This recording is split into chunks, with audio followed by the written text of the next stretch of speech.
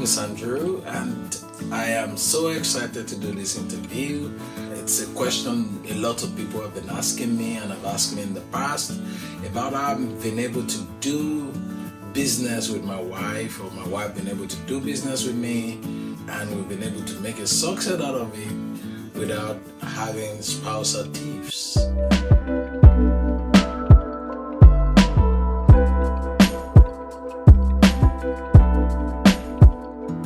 How do we compensate each other financially? This is a very tricky question, but I'm gonna say that first of all, myself and my wife, we're very good resource managers. We don't spend what comes in anyhow. We manage resources with the mentality of a steward, somebody who is going to give an account of what he has been given. Secondly, we ensure that we look beyond the now to the future. What happened when you're 50? What happened when you're 60? What happened when you're 70? What happened when you're 80? And so we make plans towards that. We pay ourselves more towards that than what we pay ourselves right now. We take a salary from the business right now, and then we have dividends and pension here and there, but more so is what happens to us in later days. The third thing I want to say is that look into income producing assets, and we invest excess income into that so that we and our children and those around us, our loved ones, are able to say well done when our time here is done. It's not just about what we want to eat right now, but we are going to live for those who are coming behind us. We also have a foundation where myself and my wife, set up some of the blessings of God over our lives into to help those who are in the community, help those who are around us, and be a blessing. As the Bible says, we've been blessed to be a blessing.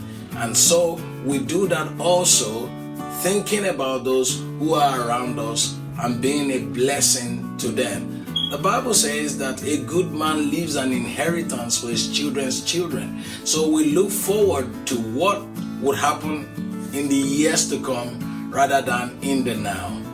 We don't worry about what we eat, what we drink, and what we wear, but what we can do for those who God has given to us in the near future.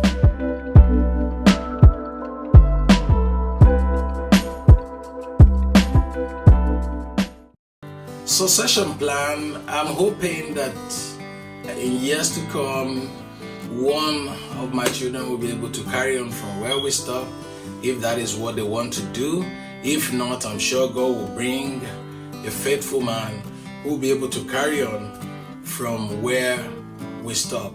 At the minute, we're still strong, we're vibrant, we have a 15 years plan at the minute, which is running right now and is running good. And we are hoping that by the time we get to that point, we would be in a position to say, here we go, this is the person who is carrying on the legacy of the family. I've seen this in the Zieglers and in some other of my mentors' life, like Dr. Oyedepo, and I'm sure that this is going to be the case for us as well. So the trust also is a legacy we're leaving behind for those, that God will have us bless, and I'm sure those who are trustees and our children will be able to move them forward.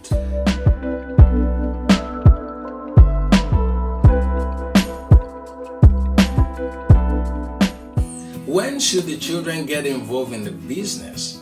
There is no better time to engage your children in what you're doing than now. Our children are already working in the business, helping us to do things. As a matter of fact, this video is being done by my child and one of my children, and they're doing a great job. So they're already working in it, and they're excited in doing it. And I'm hoping that as they grow even older, they'll be able to take one or more higher responsibility within the business. I'm teaching them every day what I'm doing, and I'm expecting them to pick up as much as they can by observation, by participation and involvement in all the things we are doing. And I'm watching them as well, looking at their flares and seeing who has a flair for what, and be able to work on their strength and see where best they will fit into the business. My dad was taking me to his plantation farm as a young man, and even when I was growing, I was helping him in a lot of things, and that has helped my productivity over the years, and I am still as productive as I was when I was with him, because he always wants you to be in that productive line. So I'm sure that my children will take the same kind of attitude and be able to do what God would have them do within the business.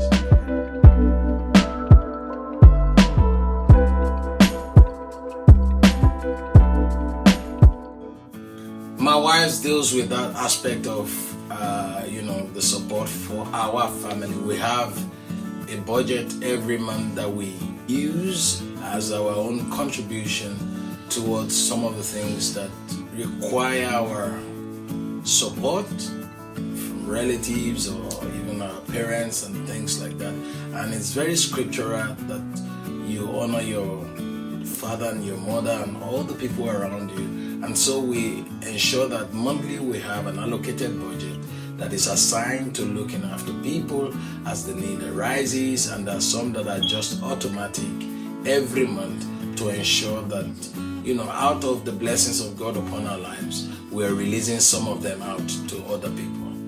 And I'm sure if you do this, as the Bible says, God will reward you.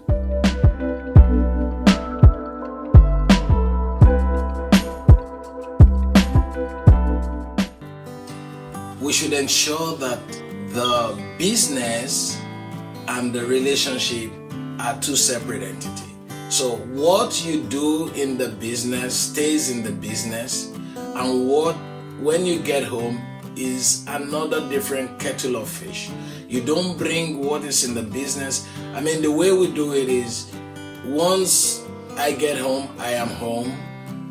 Sometimes I might have some bit of work that I have to do, but not what has happened in the business, and then we start reflecting on that. So you have to be able to shut down what you have done in the business.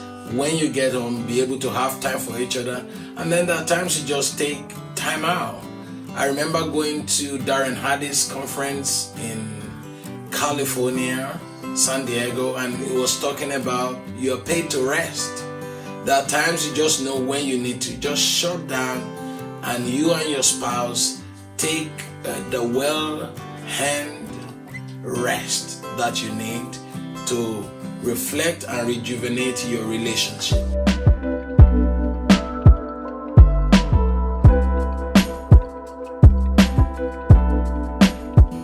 When you're starting out afresh, you have to put in the shift. There is nothing you can do about that. But you need to know when you need to take adequate rest. You need to understand how productive your day should be. I learned this in some of the trainings that I've attended. You have to understand productivity. It's not how long you work, but how productive you are in the course of the day. A very, very key aspect of a new business. You will have to work long hours to make it work, especially if you still have your 9-to-5 job that you're doing. You have to put extra hours into it. And I think the most important thing is to have a mutual understanding with your wife or your spouse. If you have children, you have to probably divide the role. Maybe she looks after, or you look after the children, and then the other person, depending on the strength of the spouse. So you have to understand this. You have to ensure that you have that role delegation where each of you understand what you need to do per time, and everyone is playing their roles effectively so that the home does not suffer and the business does not suffer. They said new businesses die quickly and all of those things. It doesn't have to be so. If you are diligent with what you're doing, you understand how to be productive. One of the things we were taught is you do the hardest task first. People tend to do the easiest task, but you have to hit the frog that is, hardest.